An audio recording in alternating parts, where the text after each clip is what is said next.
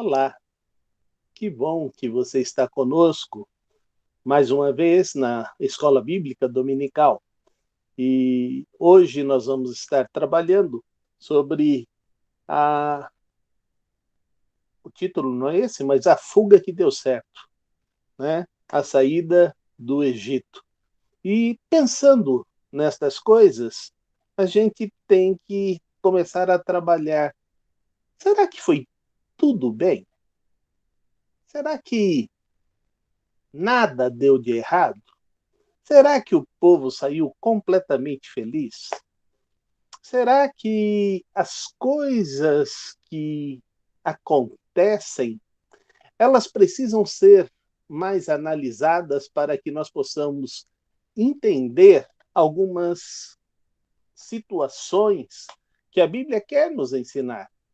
E se nós aprendermos, vamos encarar a nossa vida diante das circunstâncias ah, com uma nova visão, uma visão de, ó, oh, que coincidência? Não, isso daí não faz parte da vida do Filho de Deus. O que faz parte da vida do Filho de Deus é providência. E eu espero que na lição de hoje nós possamos entender isto. A, a aula de hoje está procurando fazer a gente compreender que as provações são intervenção de Deus para cumprir um propósito em nossa vida. Você já parou para analisar que tudo que tem ocorrido está lhe forjando, está lhe preparando para algo que você vai enfrentar que você nem sabe o que é? E é isso que nós vamos ver e vamos compreender. E também compreender que Deus cuida do seu povo em meio ao deserto. E se entendermos isto, então vamos perceber essa bênção e essa direção de Deus na nossa vida. Vamos ter que tomar atitudes de começar a crer muito mais no que Deus quer fazer do que qualquer outra coisa. E se nós entendermos e analisarmos cada circunstância que estamos passando, perceberemos o cuidado de Deus. Por isso, eu tenho uma pergunta para os nossos colaboradores, professores, pastor e Bianca, que está conosco. Seja bem-vinda mais uma vez, Bianca. E a pergunta é essa: você teria alguma provação que você já vivenciou e viu a atuação de Deus em seu socorro? E qual foi o lado bom desta provação?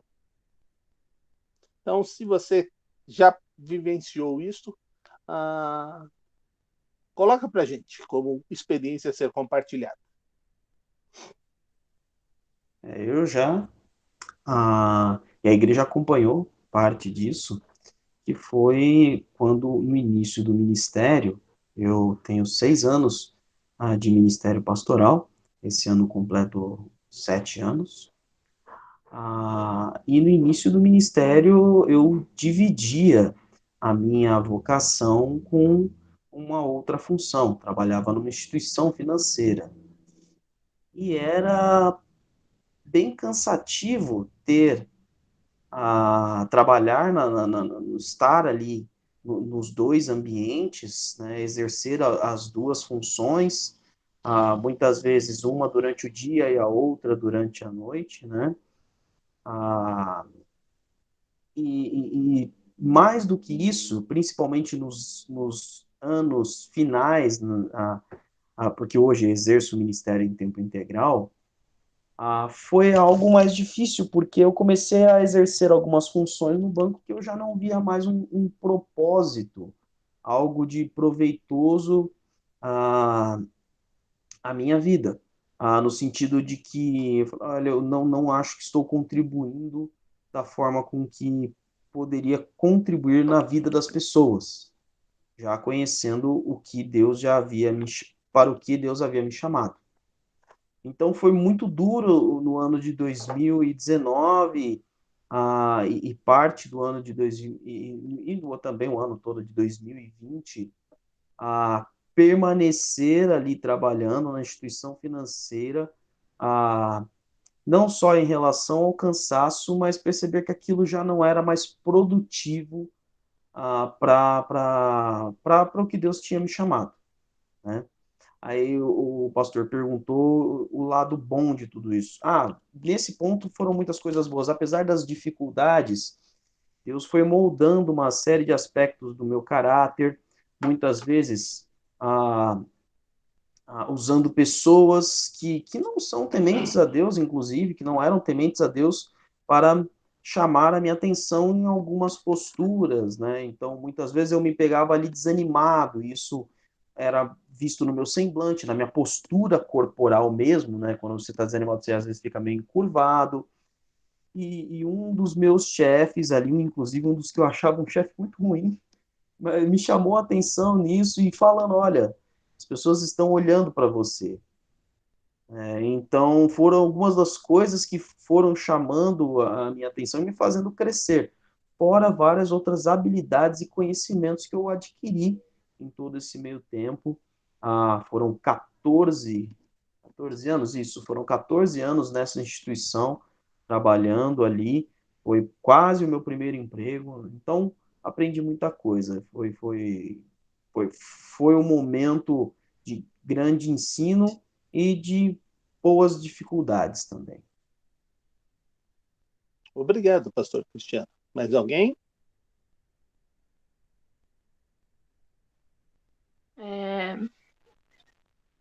Um momento bem difícil para mim foi a pandemia, o início dela, né? Quando fechou tudo, eu me vi desempregada, o Lucas também estava desempregado. Então, foi bem difícil essa questão de ficar em casa, o medo excessivo desse vírus. Mas ali eu vi o cuidado de Deus, porque eu era uma recém-convertida que estava iniciando na minha fé e ali eu vi realmente como Deus cuidou da gente. Ir para a igreja, assistir os cultos também me ajudava muito, porque era uma esperança, né, de que tudo isso ia passar. E graças a Deus, eu aprendi muito nesse período e persisti. Obrigado, Bianca. Uma das coisas que o povo vai aprender e aprendeu com este caminhar de uma vitória que eles não estão pedindo alguns dias, eles estão pedindo há 400 anos. E como eles vêm contando de geração em geração a história do Deus de Abraão, Deus de Isaac, Deus de Jacó, a vinda para o Egito, tudo isso começou a se perder na memória deles. E isso precisou ser recobrado. Então veja o textuário nosso que está em Êxodo, capítulo 15, verso 2, e diz assim: o Senhor é meu forte defensor. Foi Ele quem me salvou. Ele é o meu Deus e eu o louvarei. Ele é o Deus do meu pai e eu cantarei sua grandeza. Interessante. Quando eu peço para vocês compartilhar, primeiro, é para ficar fresco na sua cabeça, mas também para trazer uma responsabilidade.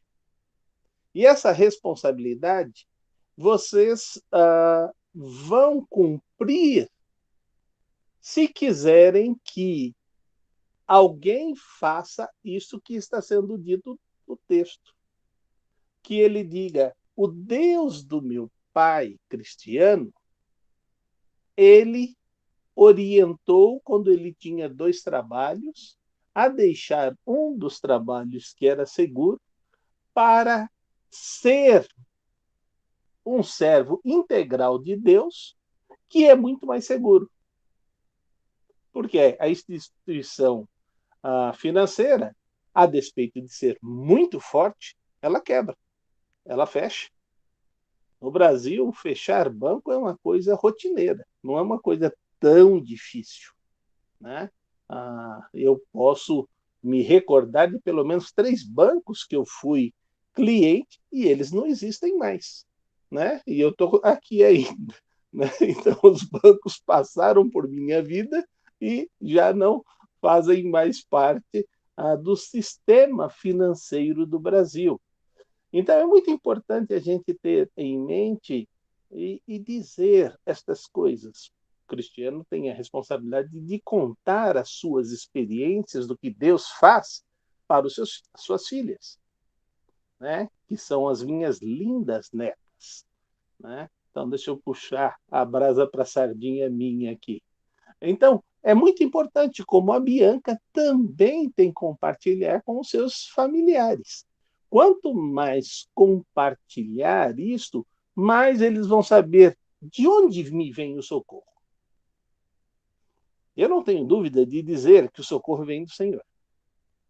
Porque muitas vezes é somente isto que eu experimento. Imagina que eu tinha uma responsabilidade grande e como eu sou do grupo de risco, eu não era, eu sou do grupo de risco, então ficar em casa é uma obrigação. E quem não ficou em casa pegou. Alguns superaram, outros faleceram.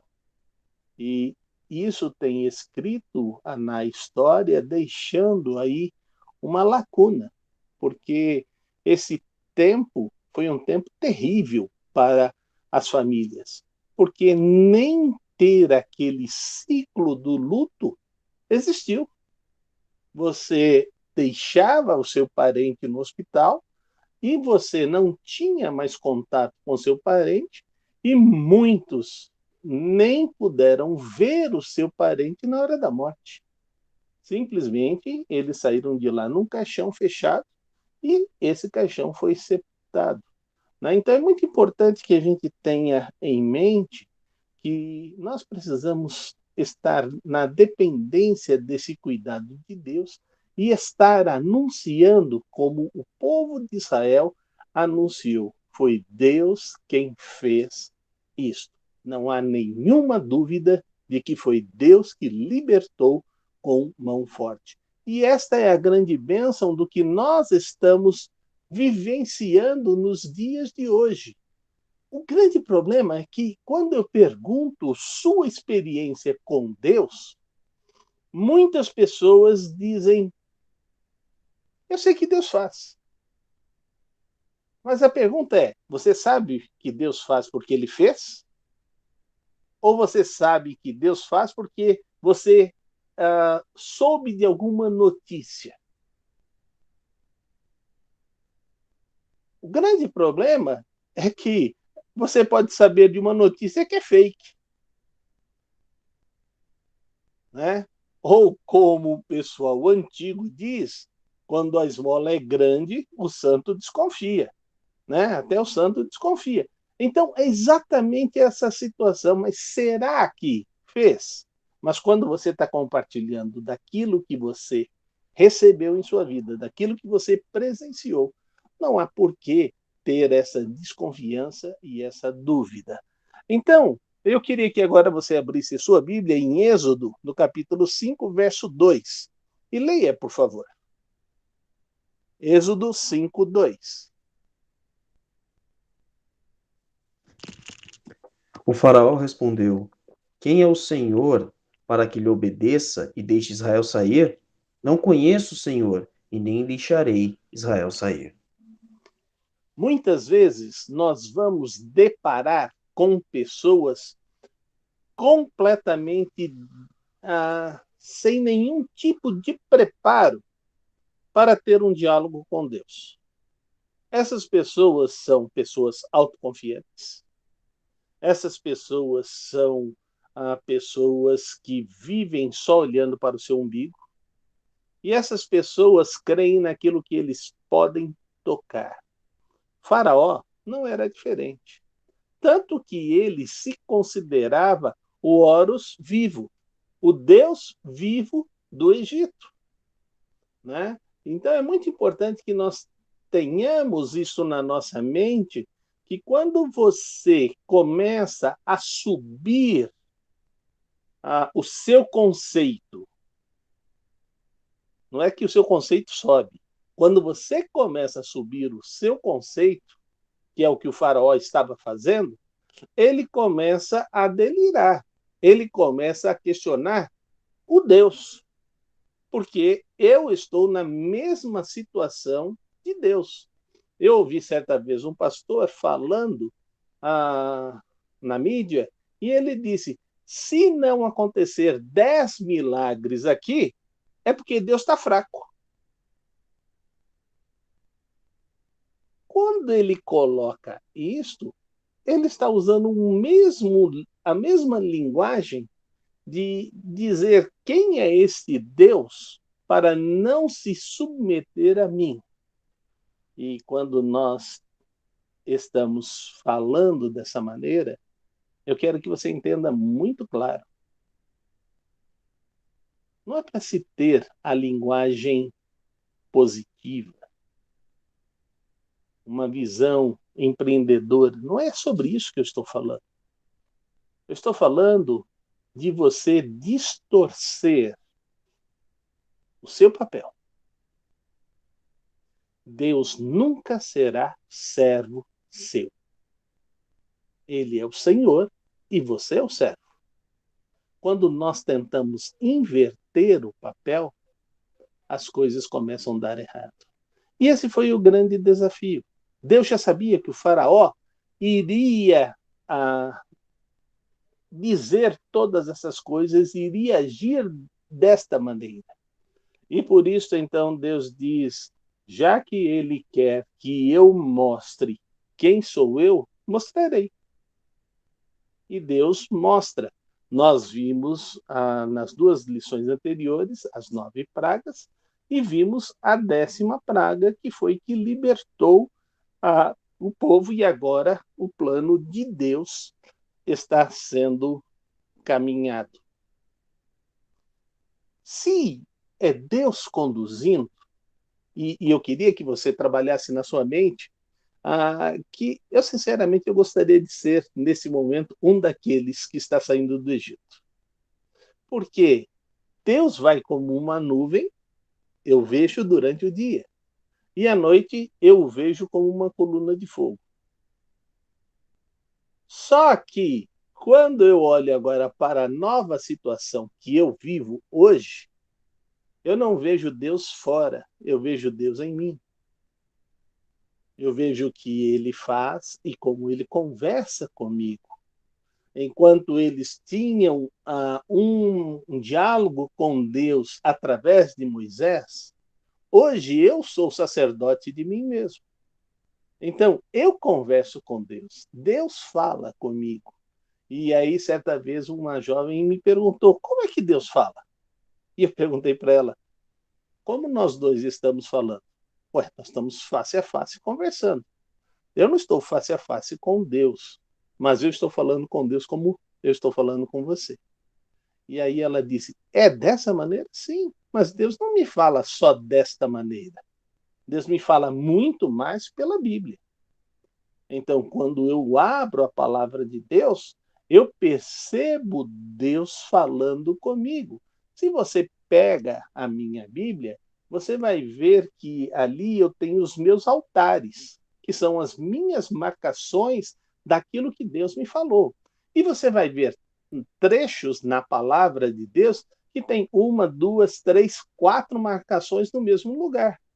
Foram anos diferentes que eu passei pelo meu mesmo texto, eu recordei o que Deus tinha me falado e Deus me acrescentou outra fala muito mais profunda do que aquilo que eu já tinha vivenciado.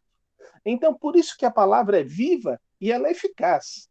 A letra é morta, mas o espírito que está no meu relacionamento com Deus, ele é vivo e ele vai falar o tempo todo, à medida que eu abro a palavra de Deus. Então, quando nós paramos para ver isto, nós temos que fazer algumas perguntas. E as perguntas que a lição está propondo, elas são fantásticas. Então, ela vai primeiro trabalhar conosco sobre provados pela incredulidade. E aí eu queria te fazer uma pergunta. Você é incrédulo?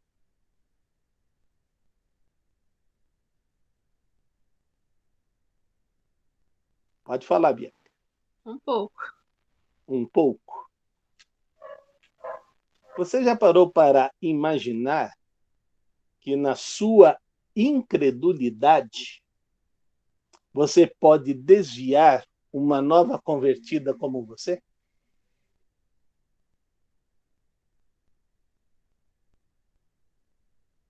Tinha pensado, não.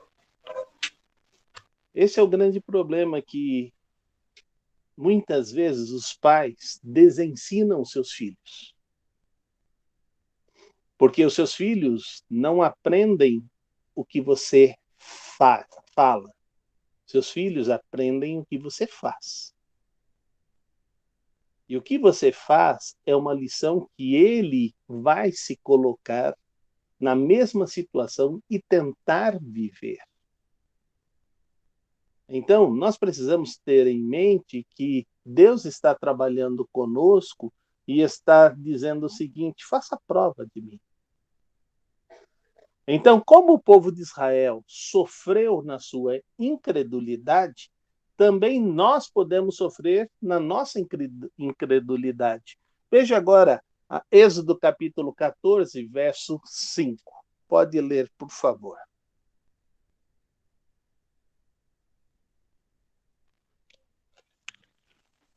Quatorze, 5? Isto. Contaram ao rei do Egito que o povo havia fugido.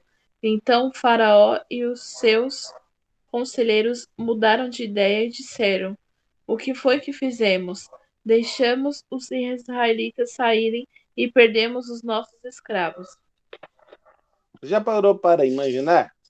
Está parecendo que foi aquela fuga que ninguém percebeu como eles fugiram. Mas vamos tentar recordar. Eles tiveram 4 dias para se preparar. O povo do Egito deu tudo o que eles pediram: ouro, prata, animais, tecido. Tudo que eles foram pedindo foi sendo concedido. E, de repente, esta marcha de quase 2 milhões de pessoas que saem do Egito fica sem ser percebido. O grande problema não era isso, era a pessoa que estava em choque. Afinal, todos os primogênitos do Egito faleceram. Não é assim, morreu alguém da sua família, toda a família está lá para confortar.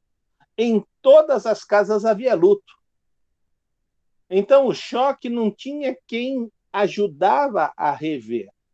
E agora, quando alguns vão acordando, fazem a pergunta: o que foi que nós fizemos? De repente, nós não temos mais nenhum escravo no Egito, porque não só saiu o povo de Israel, todo mundo que era escravo aproveitou a oportunidade e foi junto. Não queriam mais viver debaixo das chibatas, não queriam viver mais debaixo da escravidão. E aí, então, fugiram. E agora, quando eles decidem ir atrás do povo de Israel, Deus tinha um propósito maior. As pragas vieram para que todo mundo temesse a Deus. Mas agora a situação do povo do Egito ir atrás de Israel era para que o povo de Israel acreditasse em Deus, que eles depositassem a sua fé em Deus. Por isso que Moisés vai sofrer todo tipo de pressão. E essa pressão está aí escrita em Êxodo 14, verso 11 e 12. Diz assim: E disseram a Moisés: Será que não havia sepultura no Egito? Por que você nos trouxe para morrermos aqui no deserto? Veja só o que você fez nos tirando do Egito. O que foi que lhe dissemos no Egito? Pedimos para que deixasse-nos em paz, trabalhando como escravo para os egípcios, pois é melhor ser escravo dos egípcios do que morrer aqui no deserto. Que pressão! E isso não é assim. Olha, essa pressão aconteceu lá depois de vários anos. Não, essa pressão já foi na primeira parada, porque eles saem do Egito e param ali em frente ao mar. Quando os egípcios chegam e veem a cena de que Israel está, aquele povo todo está aglomerado entre duas montanhas, eles vindo por trás e o mar à sua frente, eles disseram: o Deus de Israel não entende nada de estratégia. Eles não têm para onde fugir. E então eles avançaram com seus carros de guerra e Deus demonstra o seu poder. Faz com que a coluna de fogo seja a separação entre o exército egípcio e o povo de Israel. E aí, daí em diante, a gente percebe que Deus vai agindo diretamente. E então agora eles vão passar por uma nova situação. Eles são provados por este medo que domina. E o testemunho da Bianca foi exatamente sobre esse medo do desconhecido. Eu tinha trabalho, meu marido tinha trabalho, agora ninguém tem mais trabalho, e de onde eu vou tirar o meu sustento?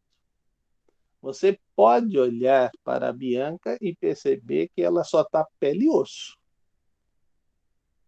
Não pôde se alimentar durante 2 anos. Eu não sei nem como está viva. Né? Mas isso não basta para a gente falar, aqui está a prova que Deus me sustenta. Porque várias pessoas sobreviveram sem Deus.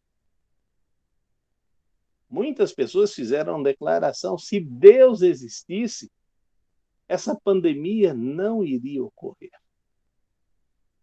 E, na verdade, nós vemos que a pandemia no mundo ela é recorrente. Ela é mais ou menos cíclica com a situação que nós estamos vivendo, da maneira como o povo se conduz. E ela virá e virá outras vezes. O nosso desejo é só que ela cesse, como esta está demorando a cessar. Mas todos nós sabemos que a desigualdade hoje é o que está fazendo surgir as novas cepas. E essas novas cepas estão vindo cada vez pior e cada vez para matar mais gente e contaminar mais gente. O grande problema é que as pessoas estão achando que, como veio as outras pandemias, que foi fulminante, esta está mais leve. Não, não está mais leve. Quem não está vacinado, quem não tem o problema de saúde, está conseguindo superar. Mas quem estava no mesmo quadro da anterior está sendo tão mortal quanto a outra. Por isso, os números continuam subindo de mortandade. E a gente fica realmente imaginando que nesse período desses 2 anos, o que já morreu na história mundial é algo de a gente ficar estarrecido. Não é só o meu parente, o meu amigo ou alguma pessoa que eu conheço.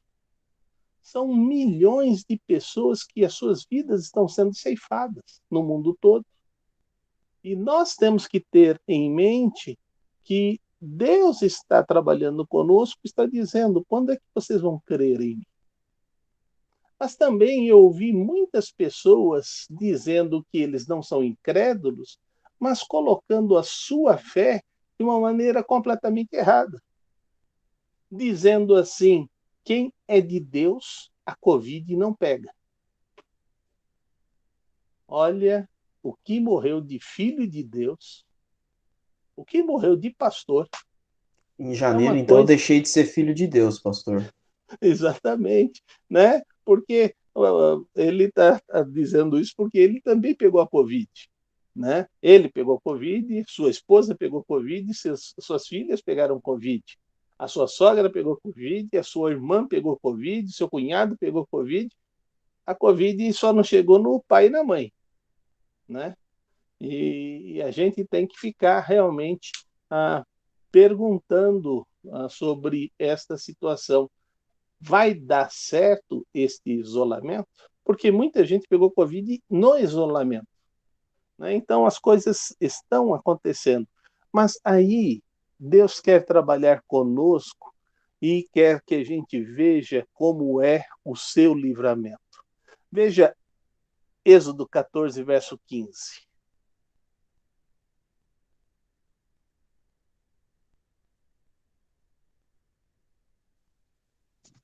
14:15. Disse então o Senhor a Moisés: Por que você está clamando a mim? Diga aos israelitas que sigam avante. Você já parou para imaginar Deus falando assim com Moisés? Espera aí, vamos entender? Eu estava em Midian, fugi do Egito, estou lá bem, casado com a minha esposa, minha família. O Senhor me tira de lá para vir aqui. Eu presencio 10 pragas e o Senhor coloca 2 milhões de pessoas para eu liderar. Como assim? Por que eu estou clamando ao Senhor? A única pessoa que eu posso clamar é o Senhor, não tem outro não. E aí a gente tem que parar e pensar uma coisa. Por que Deus fala assim com ele? E é isso que eu quero que você preste muita atenção. Deus já falou com você? Já lhe revelou o seu propósito? Então pare de perguntar a Deus sobre o seu propósito. Todas as situações que estão acontecendo está fazendo com que o propósito de Deus se confirme na sua vida. E então você tem a condição de trilhar. Por isso que Deus responde a Moisés dessa maneira: diga ao povo que marche. Senhor, para onde? Atrás tem o Egito. Do lado direito tem uma montanha. Do lado esquerdo tem uma montanha. Para frente tem o mar. Como? Marchar como? E aí a gente vai ver, então, no capítulo 21, por onde eles vão marchar. 14, 21. Então, Moisés estendeu a mão sobre o mar, e Deus, o Senhor, com um vento leste muito forte, fez que o mar recuasse. O vento soprou a noite inteira e fez o mar virar terra seca. As águas foram divididas.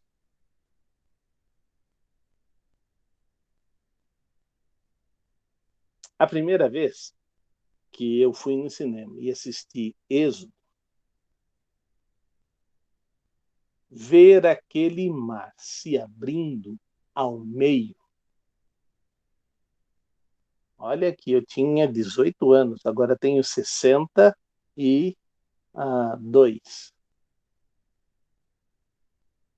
Os recursos do cinema não eram tão grandes. Mas aí, então, acontece esta maravilha de você ver a obra de Deus. E ver como Deus agiu com mão forte.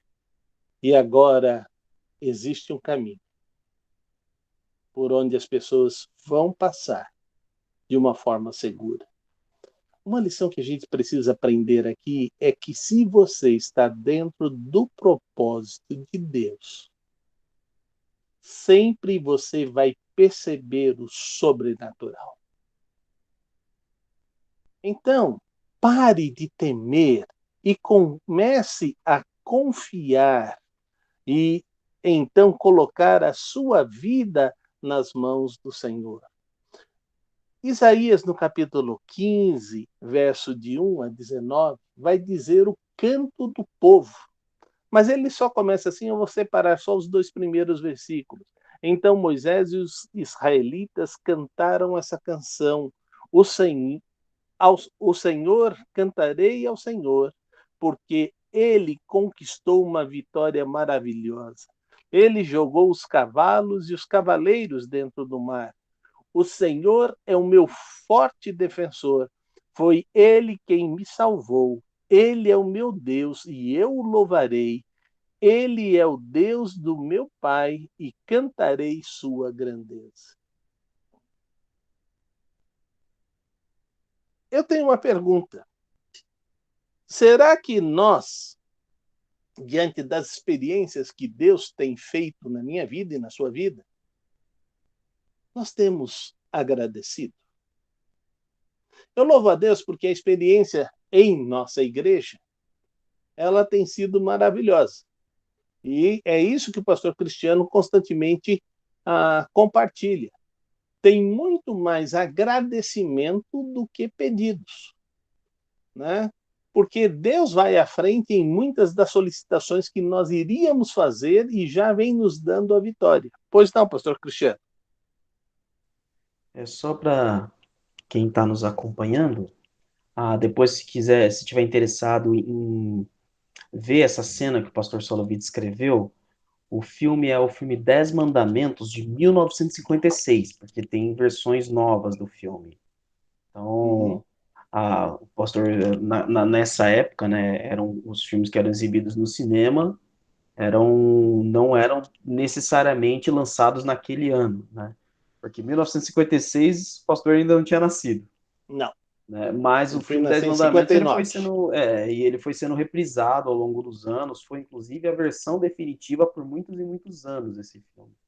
Tá? Exatamente. E o texto que foi lido agora foi Isaías não, Êxodo 15, versículo 1. E qual E foi o 2. outro? 1 e 2. 1 e Perfeito. 2. Êxodo 15, 1 e 2. Tá, ok. Obrigado, pastor. A outra questão, ela é mais sensível. Provados pela sede.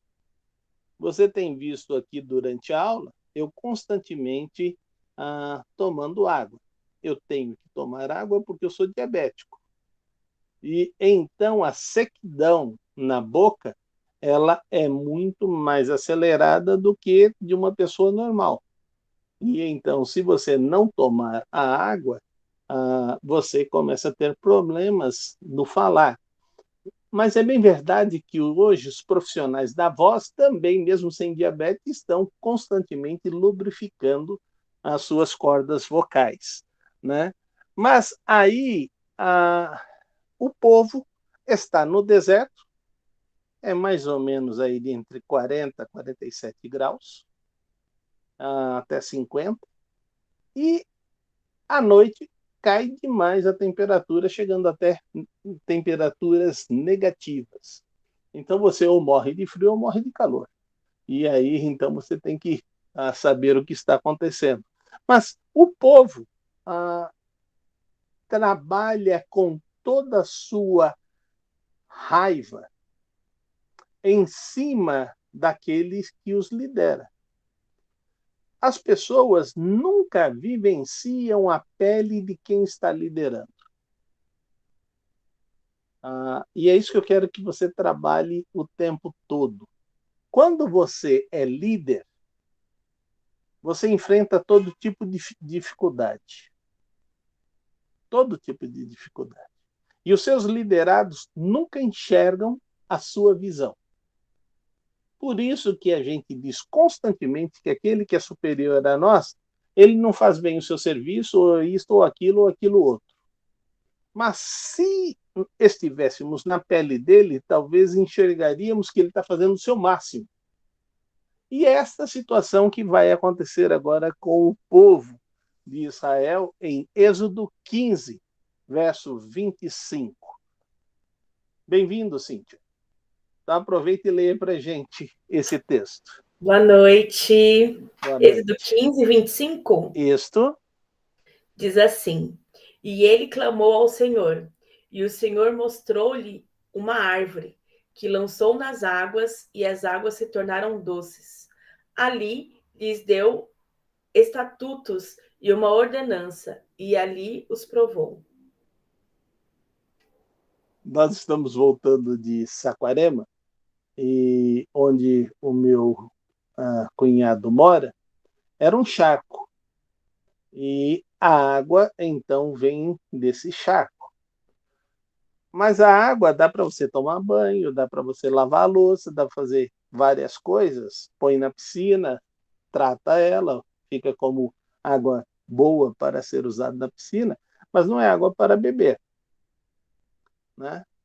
E aí nós vemos uma água ruim e Deus simplesmente diz: jogue esta madeira na água. E a água se transforma e ela se torna potável. Eu acho que as águas que nós hoje usamos são tão ruins quanto essa que o povo está vendo. Quem vai lá na Billings ou na Guarapiranga sabe do que eu estou falando, de onde é extraída a água de São Paulo. Mas quando ela chega na nossa torneira, ela está usável. Algumas vezes com algum cheiro, algumas vezes com alguma coloração, mas na maioria das vezes ela está inodoro, né? Dá uma dorzinha de barriga. Algumas vezes dá uma dorzinha de barriga, né? Mas na grande maioria das vezes ela está boa. E é isso que a gente tem que entender. Ali foi um processo sobrenatural.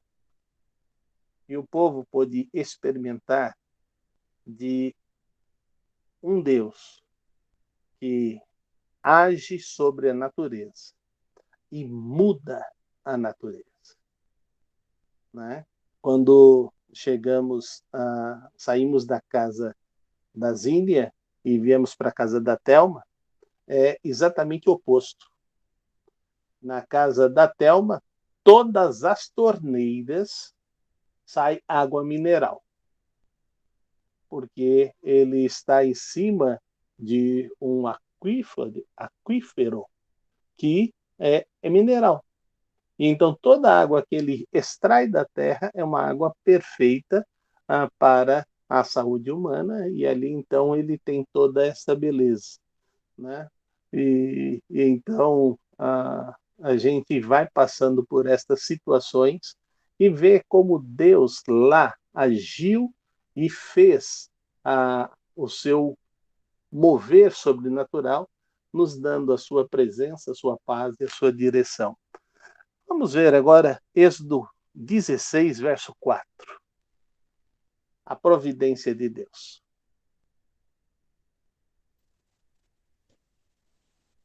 Disse, porém, o Senhor a Moisés: Eu lhes farei chover pão do céu, e o povo sairá e recolherá diariamente a porção necessária para aquele dia. Com isso, os porei à prova para ver se seguem ou não as minhas instruções. Provados pela fome.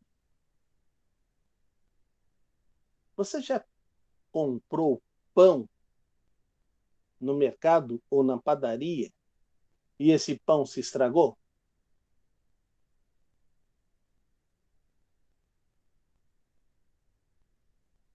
Por quê?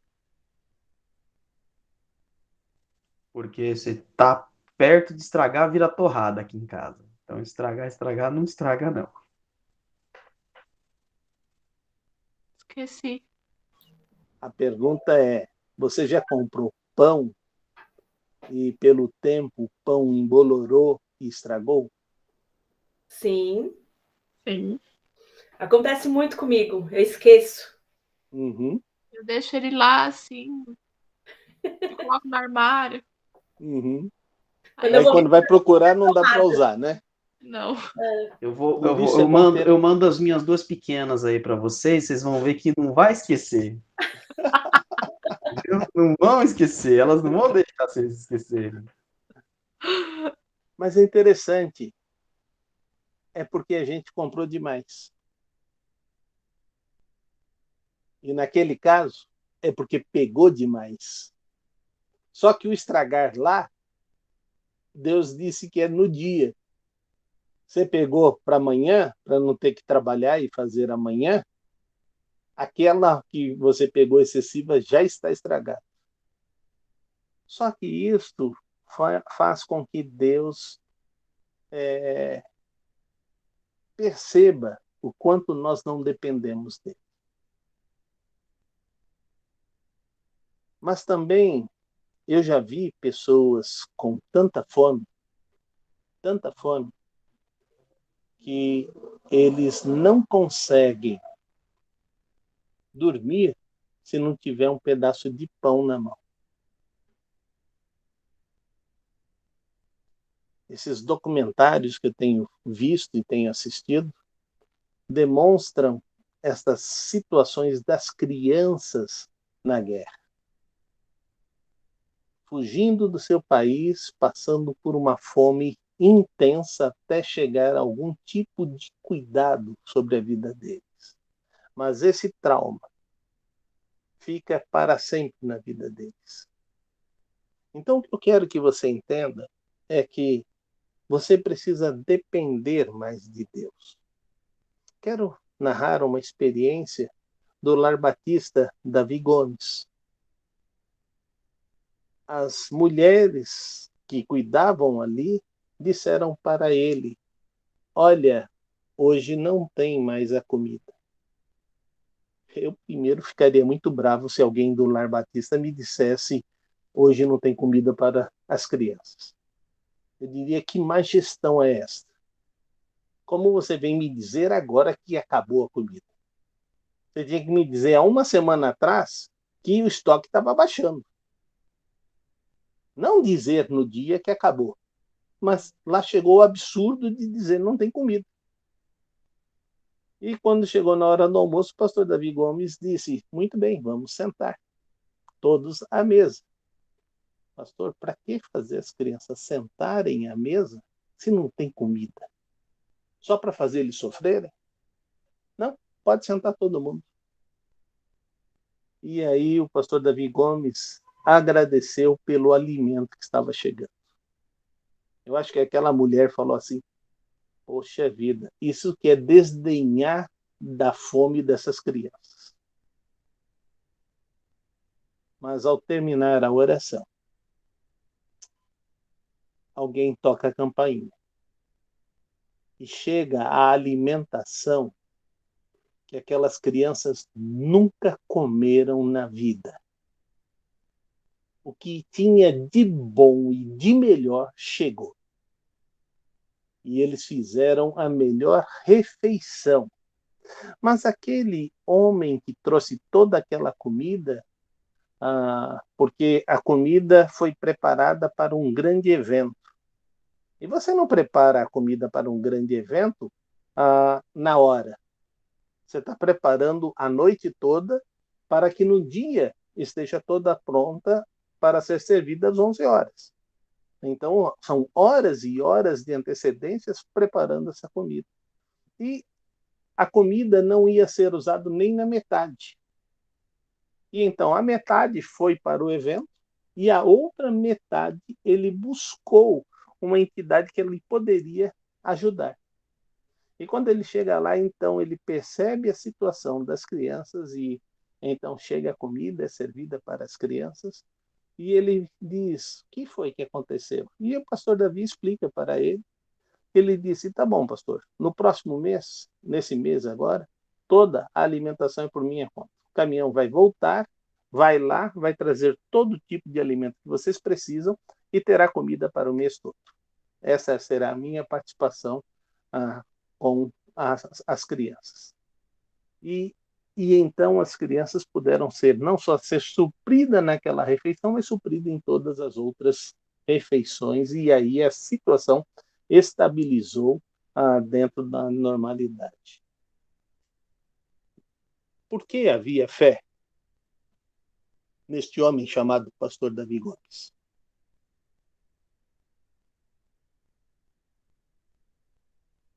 Porque essa fé ela veio sendo construída durante toda a vida. Um outro episódio que se conta desse pastor é que ele chegou subindo com seu advogado no edifício que tinha sido construído, e ele disse, vamos lá que eu vou comprar a propriedade. E aí o advogado falou, tá bom, vamos comprar lá um apartamento, um espaço, seja lá como for. E aí quando subiu, qual vai ser a sua proposta para comprar uma das unidades? Ele falou assim, eu não vim comprar a unidade. E o que o senhor vai comprar? Eu vim comprar o prédio. O prédio? O prédio. E o que nós vamos propor? Eu não tenho dinheiro para propor. E ele chega lá, entra na sala do dono do prédio e diz aqui, eu vim comprar o prédio. Ok, está à venda. Está à venda unidades ou está à venda o prédio todo? Ok, eu quero comprar. O senhor me diga como comprar e de que maneira pagar. Porque agora eu não tenho dinheiro nenhum. Mas o prédio já é meu. E aí então o homem fez lá a proposta, facilitou os pagamentos, e o pastor Davi Gomes foi e pediu dinheiro, e o dinheiro chegou, e o prédio chama-se Edifício da Fé. Logo em seguida, passado alguns anos, ele compra um outro prédio chamado Edifício do Amor. E esse é usado para questões sociais. O que eu quero dizer para você é que a fé vem de Deus. Mas o crescer da fé vem da sua solicitação.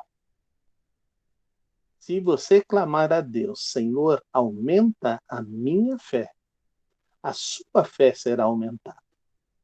E você perceberá que a sua dependência de Deus também crescerá. Mas lembre-se, cada situação de fé aumentada vem uma provação para você confirmar que você já tem essa fé.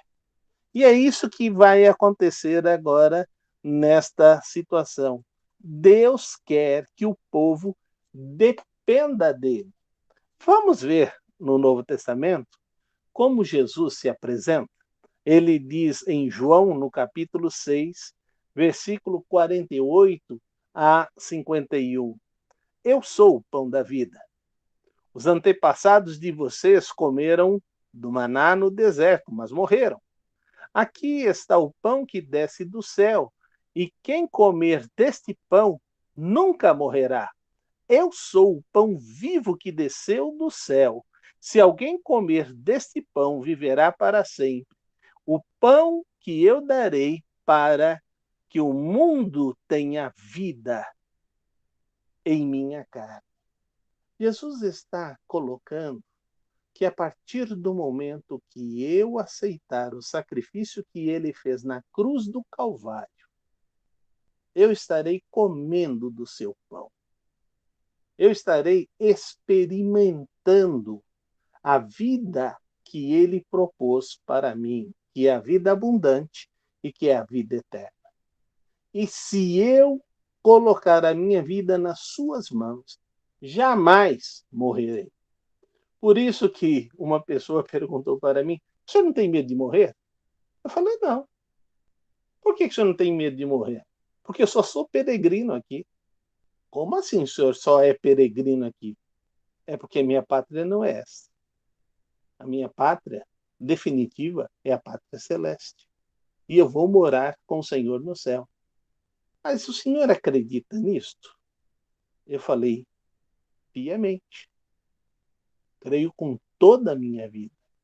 E sei que o Senhor vai cumprir isto porque Ele me dá a certeza toda manhã que eu sou filho dele. Todo dia que eu sou filho dele. Toda hora o Espírito dele está falando comigo. Então eu não tenho dúvida nenhuma que o meu nome já está escrito no livro da vida. É a minha maior certeza, é a minha maior convicção. Pois não, pastor Cristiano? Eu lembrei justamente da ceia que nós celebramos neste domingo, e um dos elementos principais da ceia é o pão. E eu nunca tinha relacionado esse texto que nós lemos agora em João com essa questão, porque Jesus fala que o pão simboliza o corpo, mas anteriormente, né, que é o texto que nós lemos, ele diz que também é a nova vida que nós temos nele. Então, é muito interessante que quando nós estivermos celebrando a ceia e a gente estiver comendo pão, a gente não lembre só do sofrer, mas também olhando para o pão, lembrando que agora nós temos uma nova vida em Jesus Cristo. Então, E essa é a muito grande interessante esse verdade. elemento. É a grande bênção, né? Por isso que ele bota para a gente relembrar isso, e as igrejas procuram fazer isso mensalmente. E é importante nós sabermos que, estando prestando um culto a Deus, temos que agradá-lo neste culto e, assim, participar da sua mesa. Em Êxodo, no capítulo 16, verso 12 e 13, nós vamos ver como Deus escuta este clamor. Então, leia para mim Êxodo, capítulo 16, verso 12 e 13. Ouvi as queixas dos israelitas. Responda-lhes que ao pôr do sol vocês comerão carne, e ao amanhecer se fartarão de pão. Assim saberão que eu sou o Senhor, o seu Deus. No final da tarde apareceram codornizes que cobriram o lugar onde estavam acampados. Ao amanhecer havia uma camada de orvalho ao redor do acampamento. Então, para quem se queixava que estava com fome, Deus saciou a sua fome tanto com carne quanto com o maná. O que a gente só precisa entender é que Deus faz isso o tempo todo.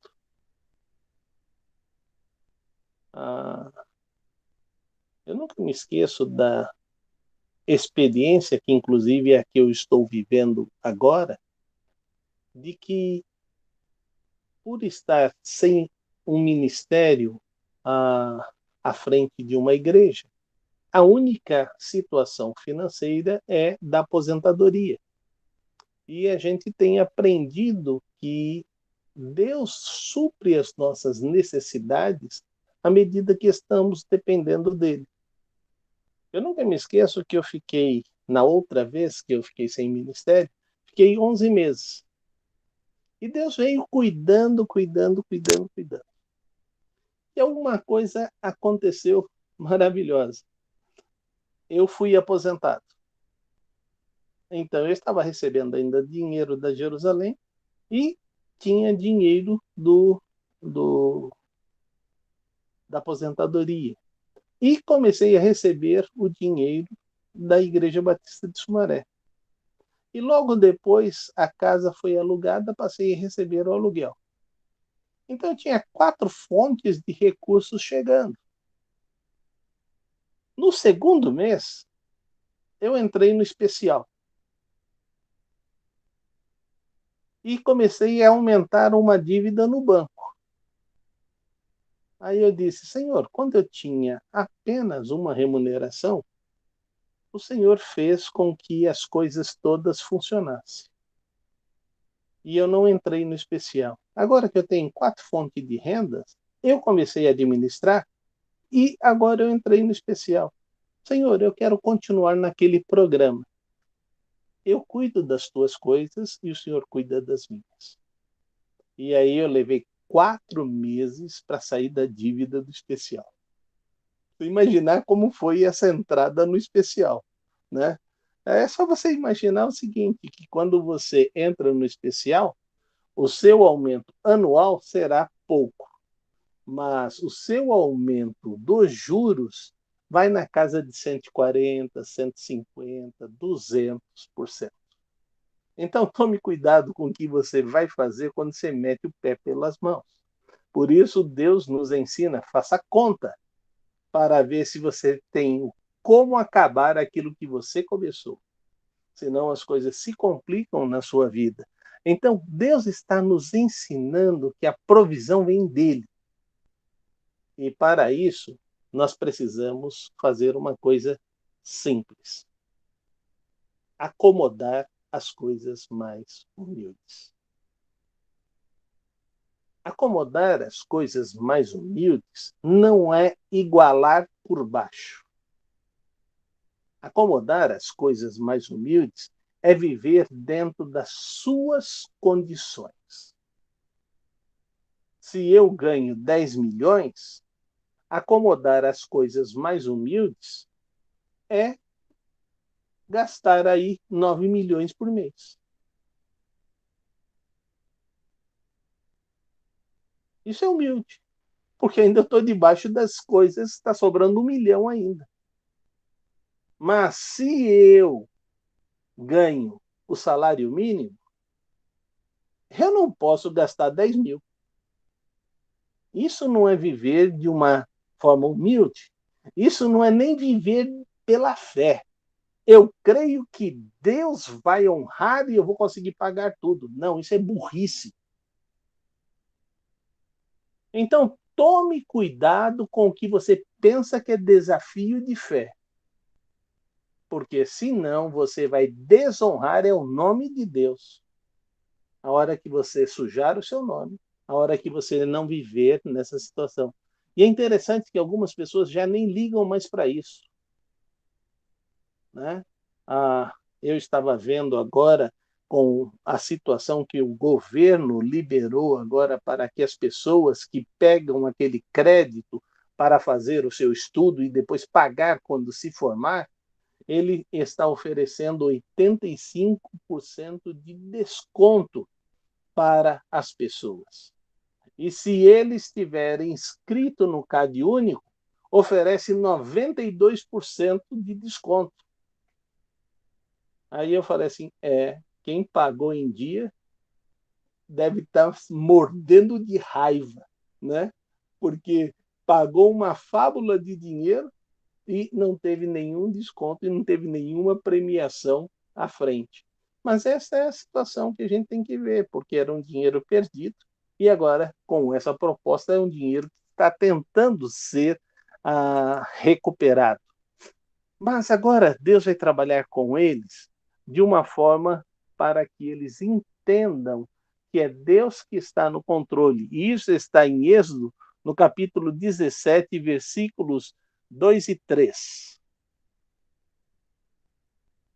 17, 2 e 3.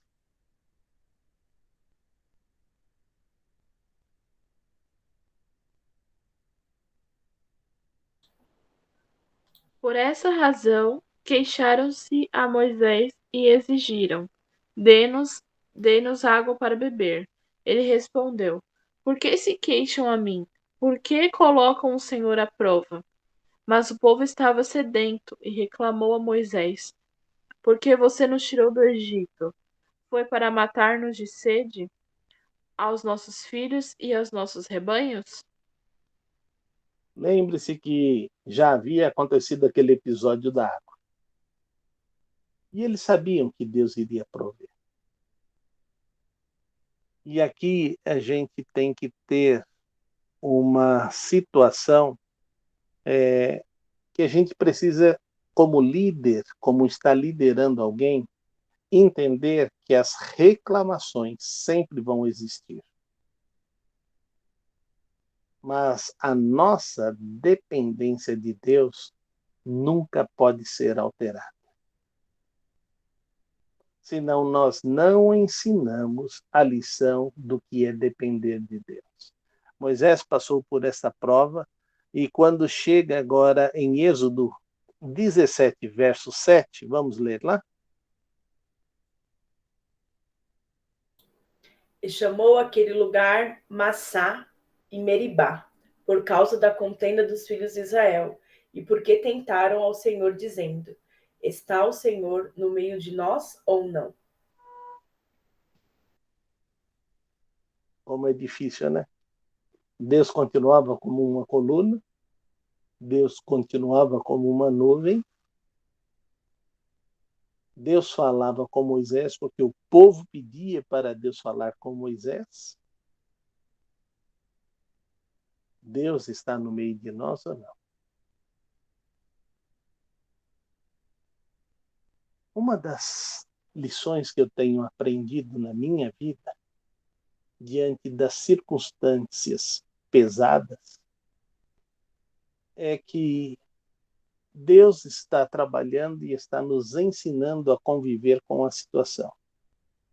Esses últimos 15 dias, a minha esposa sofreu no dia 31 um acidente. Então não é 15 dias, dá 10 dias. Né? Sofreu um acidente, torceu, e nesses 10 dias, praticamente, eu sou aquele que está fazendo todas as coisas, cozinhando, lavando, passando, limpando, dando conta. Até dia 6 eu estava com meu pai e minha mãe, carregando meu pai e minha mãe para cima e para baixo. E isto foi agredindo o meu físico. E as dores foram aumentando. E ontem, então, eu fui no médico, e o médico chegou e disse, qual é o seu problema? Eu disse, eu estou com muita dor nas costas. Eu tenho uma cirurgia da L4 até S1, tenho parafuso bucha 12 nas costas, pino de travamento, mas eu estou com uma dor muito intensa na bacia, eu estou com uma dor muito intensa nos dois joelhos. Sabe qual foi a recomendação que ele deu para mim? Você vai tomar esses remédios, mas você precisa descansar. Fique deitado. Tente descansar. Eu falei, como? Como fazer isso nesse momento? Né? É impossível. E são coisas que a gente tem que entender que tem que ser feitas. Né? Então, talvez a hora que a Emilce melhorar, ela possa reassumir as coisas e ser normal, mas ela está ainda com todo o tratamento sendo feito e vai levar algum tempo, né? A gente não ainda conseguiu saber qual foi exatamente o tipo de lesão que ela teve. Já sabemos que não foi nada ósseo e, graças a Deus, isso já foi descartado, mas agora vamos examinar a musculatura. A pessoa que é muito experiente nessa área diz provavelmente foi um ligamento que deve ter distendido, o ligamento cruzado, né? Pode ter distendido ou pode até ter rompido. Tem que fazer os exames para saber disso e aí o tratamento dependerá da situação. Mas ela está tentando imobilizar e aí ela disse, porque eu não tenho dor, de vez em quando eu me vejo fazendo algumas coisas que eu não deveria fazer. E esse é o grande perigo. Né? Então, hoje, quando a gente tinha que fazer algumas coisas para que as pessoas que vieram nos ajudar aqui limpando a casa, então a gente tinha que desobstruir os lugares que estavam obstruídos, porque a gente guardou tudo dentro de um cômodo e aí foi feito a colocação. O pastor Cristiano colocou as pias aqui em casa com uma empresa. Né? E graças a Deus está tudo muito bonito. Depois ele veio, instalou, deu uma de encanador e fez todo o serviço aqui e deixou tudo funcionando, né? E aí então eu disse para mim, eu preciso tomar remédio de dor. E aí eu disse para ela, só que eu não vou tomar agora. Ela disse, por que você não vai tomar? Você não está com dor? estou com muita dor.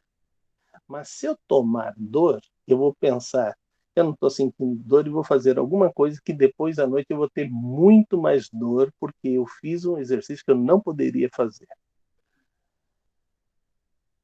Isto me faz lembrar de Paulo, que clama a Deus por 3 vezes que retire o espinho na carne dele. E eu estou trazendo essa situação para agora o povo de Israel. Eu trouxe minha situação, a situação de Paulo, e agora o povo de Israel, para te fazer uma pergunta.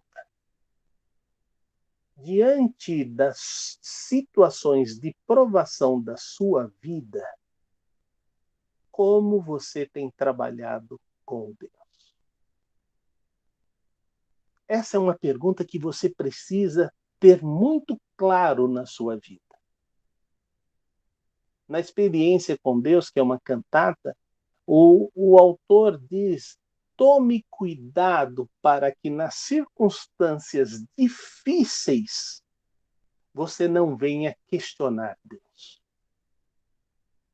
E esse é o texto do povo questionando Deus se ele estava no meio, dando todas as provas. Mas nós fazemos da mesma forma e agimos muitas vezes sem crer e sem depender desse Deus. Por isso eu gostaria muito que vocês trabalhassem na sua mente e no seu coração e pudessem entender que, como diz em 1 Coríntios 10:4, e beberam da mesma bebida espiritual, pois bebiam daquela rocha espiritual que ia com eles, a rocha que era Cristo. Moisés ficou tão amargurado com toda essa contenda do povo contra Deus, que Deus diz: toque na rocha. E Moisés vai e fere a rocha. Porque Moisés vai e fere a rocha, Moisés não entra na terra prometida. Ele vê a terra prometida, mas não entra. Você, como líder, entenda uma coisa: Deus já lhe capacitou para não agir como o povo age. E aí estou falando, não é só do pastor Cristiano. Eu estou falando da Cíntia, estou falando do Márcio, estou falando de você, Bianca. Ô, pastor, peraí, eu estou fora dessa lista, eu sou crente nova. Não está fora dessa lista, não. Você era crente nova quando tinha um dia de vida cristã. E agora, quanto tempo de vida cristã você já tem? 2 anos, 3 anos. 3 anos? Tudo isso? A minha netinha Sara, que vai fazer isso, ó, ela já sabe fazer um monte de coisa. Entendeu? Já aprendeu a dar nó no i. Então, você já não pode dizer eu sou crente nova. Pelo seu tempo de vida cristã, já deveria estar tendo uma vida madura com Deus. A Sara começou apenas com o leitinho. A Sara come agora de todas as comidas. E ela já sabe discernir o que ela mais gosta e do que ela não gosta. E o que ela não gosta, ela tenta empurrar. Mas os pais que são sábios fazem com que ela coma, para que ela realmente tenha os nutrientes que ela precisa. Muitos pais não fazem isso.